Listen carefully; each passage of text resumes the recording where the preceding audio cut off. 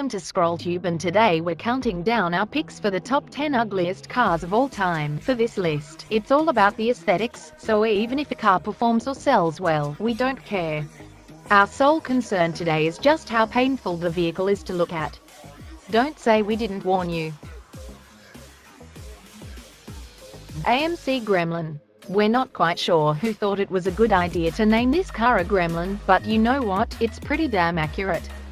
The two-door subcompact is about as beautiful as its namesake.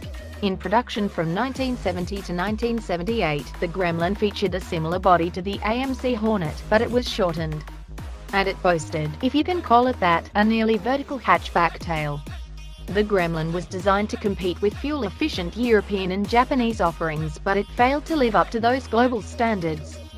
With cars like the Gremlin, it's no surprise AMC couldn't hang in with the big auto manufacturers.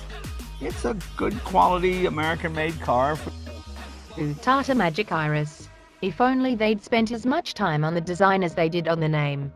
While the car manufacturer based out of India didn't exactly strike gold with the Tata Nano, its real creme de la caca is the Magic Iris. Entering production in 2010 and still in production as of 2017, this three-door, 4 to 5-seater microvine looks like a toy kindergartners would run around playing with, not a car you'd actually drive. But it does have an interesting purpose. Within the cramped streets of Indian cities, the tiny Magic Iris is designed to compete with auto rickshaws. It's a niche market. Magic Iris from Tata Motors, the international ride for the new India. Number 3. Chrysler PT Cruiser. It's hard to define exactly what kind of car the PT Cruiser really is. In some ways, it resembles your standard four-door car, while in other ways it looks like an SUV. If you look at it just right, you may also think it looks like the Monopoly car, or at least a malformed one. A Monopoly car, if you will. It was in a category all its own, but fortunately it was one that didn't stick around. The 5-door hatchback was produced for 10 years, halting in 2010, and actually had surprisingly decent sales throughout its run. But, of course, the benefit to driving a PT Cruiser is it's one less PT Cruiser you have to look at on the road. Number 4. Suzuki X90. So many of the cars on this list just don't make any sense, and were likely the products of designers trying to create that next big thing. The Suzuki X90 has to be an example of that because there's no other explanation for its existence.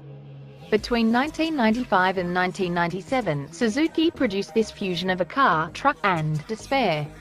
With a truck-like nose, the profile of a Fisher-Price pedal car, and the abbreviated rear end of an SUV, the X90 failed to carve out a desirable identity. We would give them credit for trying, but it's not clear that they actually were. 5. Pontiac Trans Sport. The Pontiac Trans Sport has the best nickname on this list, by far, the Dustbuster. The similarities go deeper than just a nickname, though, because like a dustbuster, this confused attempt at a minivan sucks. When the Trans Sport was introduced as a concept back in 1986, it received rave reviews for its futuristic look and features. It had the dream car appearance and feel so many consumers desired, so the Trans Sport was given approval for production. Fast forward to 1989, when the 1990 model was officially released, and the Trans Sport had lost all the features consumers craved, instead boasting nothing new but an ugly design.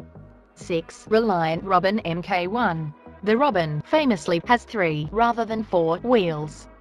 Beyond this, there is little in the way of visual excitement to behold here. Even as far back as the 1970s, when the Mk1 was first produced, the automotive world was seeing regular gains in steering technology, so we're not quite sure why 3 wheels seemed like an attractive investment, but Reliant went for it. Perhaps more surprisingly, the public went for it. The Robin sold well, though that was likely a result of its fuel efficiency and an odd reduced tax and licensing loophole, which were all appealing features in a fuel-short, cash-strapped UK. Pontiac Aztek. Maybe you don't got Pontiac. From 2001 to 2005, Pontiac sold this absolute hunk of an implosion of a mid-size crossover, billing it as a utility vehicle for the modern family. When your vehicle's big features are a removable cooler, grocery compartments, a tent, and cup holders, you know you've gone wrong. And those were on the interior. The real problems were on the exterior, where the car was too bulky, had strange plastic cladding, narrow windows, and a crazy front end. Still, it did eventually earn a welcome place in pop culture, but only thanks to meth chef Walter White and only after the Aztec left the market.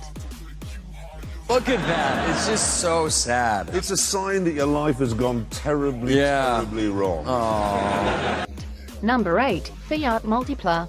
Everyone's bound to make a mistake every once in a while, and you could make a fairly strong argument that Italian car manufacturer Fiat is among the best when it comes to producing sleek, stylish cars. Still, they couldn't escape botching at least one model, the Multipla. Where to even begin? The Multipla is a clunky, misshapen mess. Its front end looks like the bill of a duck, and the car boasts way too many lights to make sense. The design is bulky in every area, except in the back, where there's very little trunk room. We could use more words to describe the Multipla, but this is definitely one of those a picture says a 1,000-word scenarios. Number 9. Nissan Juke. Nissan has a lot of attractive, eye-pleasing cars. The Juke is not one of them. Before we get into the model, let's just stick on that name. When you hear the word Juke, you think football, you think shifting and bypassing a defender, you think agility. Now let's look at the car. It's big, bulky, and has wide, protruding wheel arches. It also claims a high waistline, leaving its side windows small and narrow. Meanwhile, the front end has a bunch of what can only be called random, obtrusive lights. Bottom line, there's nothing agile or sleek about the Juke. Last number 10 pick goes to Nissan Cube. Nissan strikes out again. Almost universally considered the worst car of all time, the Cube appears exactly as its name suggests. Sold from 2009 to 2014 in the world at large, the Cube we've come to know and, well, know, was actually the third attempt, with the first two being sold in Japan only. Oddly, however, while the Cube is, as the name implies, boxy, its designers did attempt to inject some style. Notably, it claims an asymmetric wraparound rear window. While that does break up the design a bit, it doesn't do much to overcome the whole "it's a box" vibe and really only amplifies the UGG factor.